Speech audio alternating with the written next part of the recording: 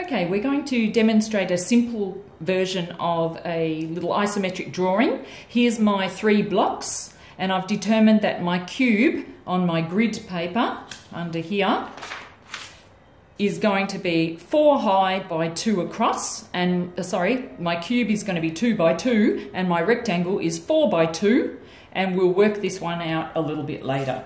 So then, to start it off, remember it's a corner view. Which corner is going to be closest to you? Work that one out.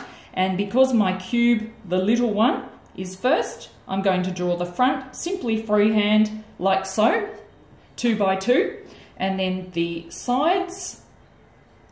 So from each corner you draw an angled line on the 30 degrees, and then you enclose it because it is 30 degrees up to the right.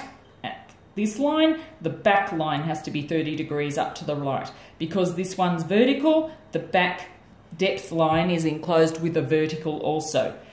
Then I'm going to draw the green block, which is next to it, and it's the same width, but it's double the height.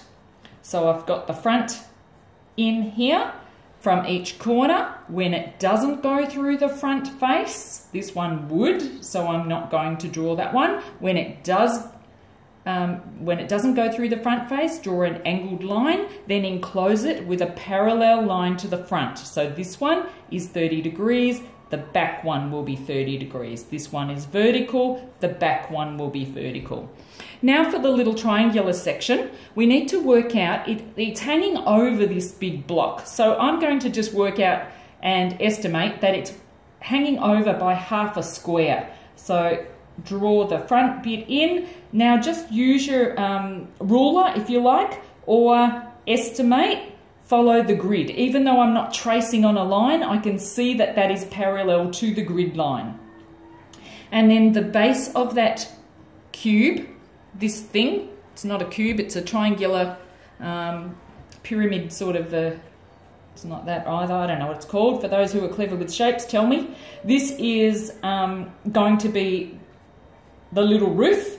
So I'm going to put the complicated shape into a simpler one. In this case, it's going to be like a little rectangular prism, and I'm going to determine the height being about so, and then I'll use the grid line to help me trace